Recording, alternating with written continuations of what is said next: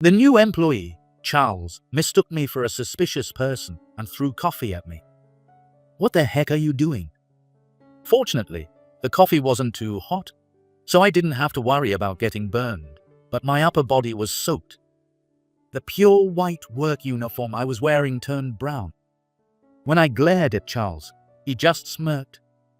"Your uniform looks nice and dyed brown." I couldn't bear any longer with Charles, who called me suspicious and threw coffee at me. Trying to settle things calmly and behaving humbly felt foolish now. "Tell the boss that all 30 company contracts are cancelled." "What?" "My name is James Johnson, 51 years old. I'm the owner of a store specializing in outdoor, sports, rainwear, and work uniforms. Our store, with a concept of functional and affordable new outdoor gear, has locations all over the country. Today, I came to discuss a collaboration product with an apparel brand. If we collaborate with a popular brand, our recognition among the younger generation will increase, and its importance will grow. I believe the business talk would benefit both parties, so I was quite confident about this meeting. I brought several prototypes for the meeting and wore one of the work uniforms as a sample to the company. I thought showing the actual prototype would help the presentation go smoothly. I considered changing clothes after arriving at the company, but I felt awkward asking to use their changing room or changing during the meeting. After arriving at the company and completing the reception process, I headed to the meeting room. I had been here several times and was familiar with the location of the meeting room and the people I was meeting. Since I came here early, I decided to go to the nearest restroom from the meeting room to check my appearance and ensure the prototype I was wearing was clean. In the restroom, I checked myself from head to toe with the mirror. Among the prototypes was a high-functionality, gender-neutral outdoor item, which I was particularly proud of this time. It came in various colors, and I enjoyed the feel and material of the pure white work uniform. The work uniform, with excellent stretch and breathability, was also a popular item at my store. It was made from carefully selected materials to ensure it was comfortable and pleasant to wear. Seeing the result of months of brainstorming and trial and error with my employees made me feel our efforts were paying off. After confirming the prototype was clean, I left the restroom. On the way out, I accidentally bumped into a young male employee at the corner of the hallway. "Sorry about that. Are you okay?" The young male employee was holding a cup of coffee, so I was worried it might have spilled. I quickly looked him over and was relieved to see that no coffee had spilled. I gave a smile and was about to walk past him when, for some reason, he stopped me. "Hold on, dude." "Dude?" Being called dude caught me off guard. I never expected to be called that way at a business partner's place. I turned around to see the young male employee glaring at me with an annoyed look. Is he angry because I bumped into him? Thinking this, I tried to apologize again. Did I bump into you somewhere? I'm sorry for not paying attention." "No, that's not it, dude. Which company are you from?" "Excuse me." His unexpected question threw me off, but I quickly responded. "I'm here today for a business meeting." The male employee sighed theatrically at this. Looking closely, I saw his employee ID, which read, Charles Smith. "What kind of company has such lame work uniforms? Are you a suspicious person or a spy from a rival company?" "What?" I was so surprised that I gasped. But more than being mistaken for a suspicious person by this Charles guy, I was shocked that my pride in my work uniform was insulted. "No, I'm definitely not a suspicious person. I'm here for a business meeting." I hurried to explain, but Charles looked at me skeptically. "A business meeting? No one wearing such lame work uniforms would come here." "Lame? This is a product I'm proud of, combining functionality and design." Having my pride in the product torn apart, I couldn't help but argue back. Then he smirked mockingly. "I'd never make such tasteless clothes. You're a spy here to steal our ideas." "No, I'm not. Please believe me." No matter how many times I explained, Charles refused to believe me. He scrutinized my face and body. A tasteless old man like you has no place in this company. Do you even know where you are? Of course, I knew. This is an apparel brand that boasts annual sales of billions of dollars, one of the biggest in the US. Their concept is to mass-produce clothes that look good on everyone, creating sophisticated products daily. They have stores nationwide and have even expanded overseas, with people worldwide wearing their clothes. Charles, too, was wearing clothes made by this company and seemed proud to be an employee here. So, you make clothes for this company too? I asked, trying not to offend him, and Charles proudly began to speak. That's right. I just joined as a designer in April. I came here to make a name for myself with the knowledge and design sense I honed at art school. Since he joined in April, he must be a recent graduate. His unafraid attitude towards someone older might be due to his youth. Or maybe he's just plain rude. That's admirable, actually. I run an outdoor goods store.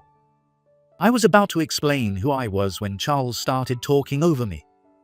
I'm gaining experience here so I can someday showcase my clothes at international exhibitions. And eventually, I want to marry an overseas model and have her wear my designs. Charles was happily talking about his dreams. I hadn't planned to listen that long, but thinking he had let his guard down, I tried to slowly back away. Plus, I have a professional designer as my mentor, so I'll get more famous. You should remember the name Charles Smith, dude. Sure, I'll remember your name, so if you'll excuse me. I slowly began to move away from Charles, trying to leave the area. However, Charles quickly blocked my path as if sensing I was trying to escape. Hey, don't get away. You're definitely a suspicious person. I'm not letting you go. How can I prove I'm not suspicious? Caught by this strange employee, I felt at a loss. Why are you so suspicious of me? Just because my work uniform looks unfamiliar doesn't mean I'm a suspicious person. Of course, I'm suspicious. This company is a world-famous brand, and we never know when a rival might try to steal our ideas. Didn't you hear about that other apparel company that got hit by a data breach recently? I knew about that news. A rival company employee had infiltrated and leaked top-secret information from a famous apparel company. The spy was arrested, but Charles seemed to have become more vigilant after seeing that news. You must be a spy hired by a rival company to steal our ideas. If you confess, I won't call the police. I'm telling you, you're wrong. I'm James Johnson, the owner of an outdoor goods store. I finally managed to tell him my name. Now Charles would understand who I was and calm down. James Johnson, never heard of him. Sounds like the name of a workwear company president, but you must be mistaken. No, that's me. If he knew about the store, he should know my name as the owner. However, Charles just thought I was some old man with the same name. I've seen a photo of the president, but did he look like you? I thought he looked better. Charles scrutinized my face with a frown. His rude behavior towards someone he just met was starting to irritate me. Hey, I've been thinking, your attitude is unacceptable. Judging people by their appearance, calling them suspicious or shady, don't you find that disrespectful? It's your fault for being misunderstood, dude. You're suspicious because you're wearing that work uniform. Unbelievable. Even though I warned him not to judge people by their appearance, Charles didn't listen. Instead, he shifted the blame onto me without acknowledging his own faults. You're still young, so you should be more obedient. If you admit when you're wrong and apologize quickly, people might see you differently and trust you more. I'm really here for a business meeting, but I won't tell anyone about this. I tried to speak as gently as possible, but this seemed to irritate Charles. A suspicious person like you has no right to lecture me. He glared at me and threw his coffee on me. What the heck are you doing? Fortunately, the coffee wasn't too hot, so I didn't have to worry about getting burned, but my upper body was soaked. The pure white work uniform I was wearing turned brown. When I glared at Charles, he just smirked. Your uniform looks nice in dyed brown. How can you do such a thing? It's inhuman. I couldn't believe he would do something so terrible as an adult. Hurry up and wash it off, or your shirt underneath will get stained too. Charles mocked me as he watched. I couldn't bear any longer with Charles, who called me suspicious and threw coffee at me. Trying to settle things calmly and behaving humbly felt foolish now. Tell your boss that all 30 company contracts are cancelled. What? I told Charles so. What are you suddenly talking about? You think saying that will scare me into behaving? Charles showed no fear and continued to be hostile. In his case, not being afraid of an older person wasn't courage, just plain rudeness. I've told you many times, I'm here for a meeting about a collaboration product. We've done business before, and my company is one of your valued clients. I tried to calm him down without raising my voice. However, Charles still treated me like a suspicious person and wouldn't listen. I showed him my coffee-stained work uniform. What you did to me is unacceptable. Throwing liquid on someone counts as assault, and if I had gotten burned, it would be even more serious.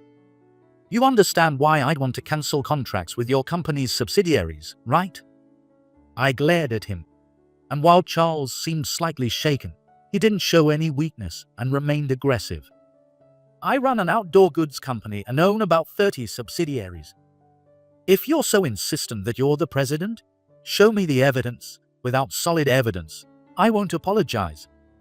Charles was shouting at me to provide proof. I see. So if I show you proof, you'll believe me. But even if you apologize, it will be too late. I said this as I pulled my business card from my pocket and handed it to Charles. I run an outdoor goods store called Scutman Shop. Does that ring a bell? Charles's eyes widened as he took my card. You mean the president of that super famous outdoor goods store with advertisements everywhere? You really? Charles muttered in a trembling voice. Oh, you've seen the commercials. It's an honor to be recognized by an employee of such a famous brand. The more I smiled, the more Charles's expression hardened and he started to turn pale. I brought this work uniform as a sample. It's a product I'm proud of, but now it's soaked in coffee. Can you take responsibility for that, Charles? That is. Charles finally realized I was the president of a valued client and looked shaken. I don't mind that you suspected me out of loyalty to your company. If I had been a real intruder, you would have been a hero. But you didn't listen to my side and immediately labeled me as suspicious. This time, I believe you're at fault. At fault? You realize that insulting me and throwing coffee on me are offenses that can't be excused with just a written apology. Even for a newbie, right? I reprimanded Charles in a stern tone. If one of my subordinates did what Charles did, I would have to offer a substantial settlement and apology to the offended party, and possibly report the subordinate to the police. I'd likely have to step down as president to make amends for such an offense. It's not just about washing off the coffee or letting it dry. It's about the harm caused to someone's body or mind, which is a serious crime. This issue goes beyond just you and me. Since it happened at work, I have to report it to your boss and president. Hearing the words, boss and president, Charles was visibly shaken and speechless. I believe you're a talented designer, but you lack the awareness of what it means to be a professional in society. I looked at Charles coldly. If you apologize now, I can still forgive you. I can tell your boss that the coffee was spilled accidentally when we bumped into each other. If you sincerely apologize, this matter can be resolved smoothly. I gave Charles a chance to apologize. Though he had insulted me greatly, he was still a young man who had just graduated from college. If he apologized and reflected on his actions now, it wouldn't affect his future negatively. In my heart, I hoped Charles would apologize. I was just trying to get rid of a suspicious person. What's wrong with being cautious of intruders? Despite my hopes, Charles justified his actions. And that business card, you probably picked it up somewhere to fake your identity. You almost fooled me because you look similar, but I won't be deceived again. Shaking off his unease, he showed hostility towards me again. I was stunned that Charles chose not to apologize.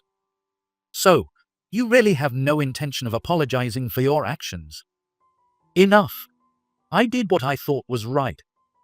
I see, that's unfortunate. If he won't believe I'm the president, that's fine. At that moment, I remembered my appointment. The time for our scheduled meeting had long passed. Since I received a visitor's pass at the reception, they would know I haven't left yet. Maybe my business partner is looking for me. I decided to ignore Charles and find my business partner.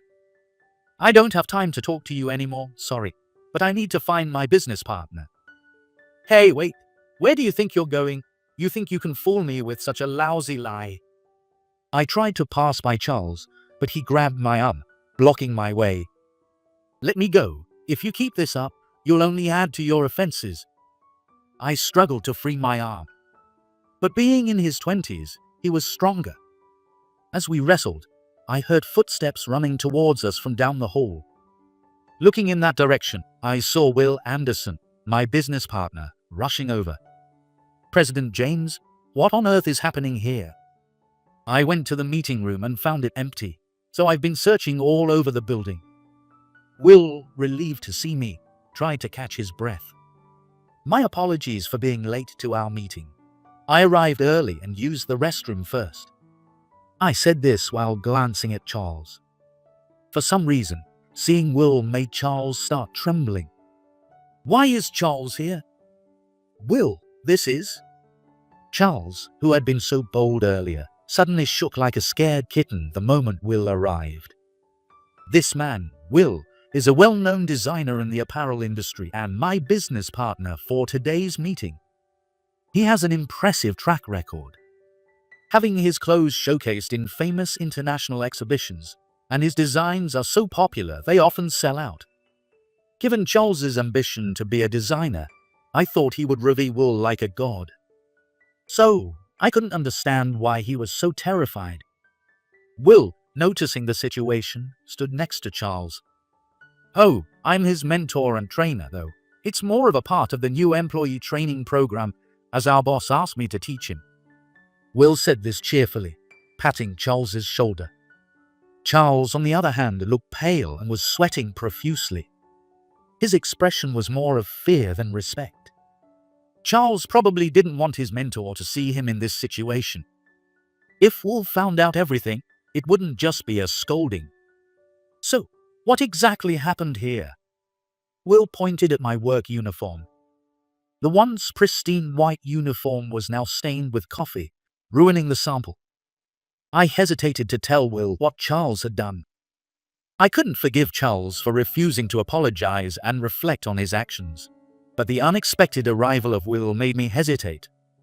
As I debated whether to explain what had happened, Will looked back and forth between Charles and me.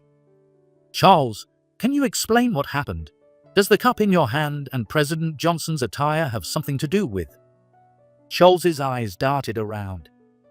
Well, you see, be honest. Will's stern tone made Charles falter.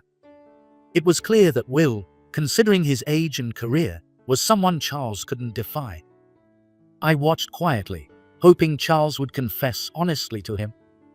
I was just walking down the hallway, and we accidentally bumped into each other at the corner. The coffee I was holding spilled on him. Did you properly apologize to President Johnson? I sort of did. I was speechless at Charles's response. I couldn't believe he would lie, even to someone he respected. President Johnson, is Charles's story true? Will asked. When Will turned to me, Charles looked at me from behind him with pleading eyes, silently begging me not to tell the truth. I couldn't help but laugh at the absurdity of the situation. Why should I cover for him? Charles's story is a mix of truth and lies. I said, What do you mean? Will's eyebrow twitched in reaction. It's true that we bumped into each other at the corner, but the coffee spill was intentional. He treated me like a suspicious person and deliberately threw coffee on me. Hey, I told you not to say that. Charles, clearly flustered, waved his arms frantically. Will listened to my explanation, then turned his unyielding glare towards Charles. I told you to be honest. Did you lie to me? Where? Under Will's intense gaze, Charles shrank back in fear. I also urged Charles to apologize, but he refused to acknowledge what he did. I added. Will's eyebrows furrowed even more as he processed this information. You always try to cover up or hide your mistakes. Haven't I told you to stop doing that? Will's angry voice made Charles tremble. Will was usually very mild-mannered, but I didn't know he was terrifying when angry. From his words, it was clear that Charles had a habit of hiding his mistakes at work. He was probably afraid of getting scolded, but mostly he didn't want others to know about his failures. I'm sorry. Finally, I heard an apology from Charles. Apologize to President Johnson, not to me. I deeply apologize. Prompted by Will, Charles apologized to me. Hearing his apology, I sighed in exhaustion. President Johnson, I am deeply sorry for my subordinate's rude behavior. We will compensate you for your damaged attire. Do you have any burns or pain anywhere? Will also apologize to me. He was genuinely concerned about my well-being. I felt sympathy for Will, thinking, it must be tough for him to manage a troublesome newcomer like Charles. The coffee was lukewarm when it spilled, so I probably don't have any burns, but I'll still go to the hospital just to be safe. Hearing there was no pain, Will breathed a sigh of relief, but showed an expression of apology again. Our company will cover all medical expenses. This is entirely my fault for not providing adequate training. I'm truly sorry. No, you're not at fault at all. And actually, I have something I'd love to show you. Both Will and Charles looked surprised. I turned up the sleeve of the coffee-stained work uniform and showed it to them. I intended to present this sample during our meeting today. Look at this. This work uniform is designed so the lining doesn't stain, and it even neutralizes odors. Will touched the uniform and brought it close to his nose. You're right. I can't smell any coffee at all. The wet areas feel dry and not uncomfortable, and the lining isn't stained, so there's no coffee mark on your shirt. Exactly. Furthermore, this work uniform is made from a material that resists wrinkles even after washing, keeping it looking new. It's our company's pride and joy. That's amazing. Will enthusiastically praised my sample. Hearing his approval made the trip worthwhile. Who would wear such a lame work uniform? While Will and I were excited, Charles pouted, looking bored. I pour my passion into creating clothes if even one person needs them. Charles, have you ever designed clothes with the wearer's feelings in mind? Don't underestimate me. I'm here to create more sophisticated clothes. When Charles shouted this, Will glared at him with a fierce expression. Sophisticated. You think your designs meet our clients' needs? You're just forcing your immature sense of style on them without listening to their requests. Do you know how many times I've had to apologize to angry clients because of your shoddy work? Gosh. Charles made a pitiful sound under Will's intense anger. I thought you were stubborn during training, never listening to others, but causing this kind of trouble is beyond disappointing. I'll report this to the president and HR to decide your punishment. No, please forgive me. I worked so hard to join this company because I admired you. I don't want it to end here. Charles pleaded with Will, almost in tears. But Will remained unmoved and unsympathetic. I approached the tearful Charles and said, Thanks for proving how great this work uniform is because you spilled coffee on it. Will gave it high praise. Sorry, I'm sorry. Charles cried like a child and sank to the floor. Later, the company apologized and provided substantial compensation for the incident. I had told Charles to cancel our contract, but Will and the company showed sincere and respectful responses to me. Therefore, I sued him for assault, but decided not to cancel the contracts with the subsidiaries and continue our relationship. Charles was fined $3,000 for the assault. However, he was soon fired for his rude behavior toward me, a valued client. The president and HR unanimously agreed that his actions were severe enough to tarnish the company's reputation and could not be overlooked. Will informed me that Charles had a strong attachment to his sense of style and absolute confidence, but tended to look down on others. During the entry test for the job, he had reportedly marked other new graduates' portfolios and got into minor arguments. His problematic behavior was a constant source of concern for his supervisors and colleagues. Regardless of his exceptional design skills, being part of a company requires an awareness of representing that company. Charles prioritized his sense of style over his responsibilities as an employee, which ultimately affected his future prospects. Even if he tried to work as a freelance designer, his attitude would likely prevent him from getting work. His dream of succeeding overseas seemed more distant than ever. A month after the incident, I had a meeting with Will. The quality of the work uniform that had coffee spilled on it impressed him and the other designers, along with the other samples. As a result, we successfully concluded the collaboration agreement, and the contract was finalized. From there, the project moved forward smoothly, and the product was launched in stores nationwide. The product quickly gained popularity and sold out, achieving great success. Will expressed his desire to collaborate on more projects in the future, making my work even more enjoyable. Other companies also approached us with collaboration proposals, indicating that our company will continue to grow further in the future.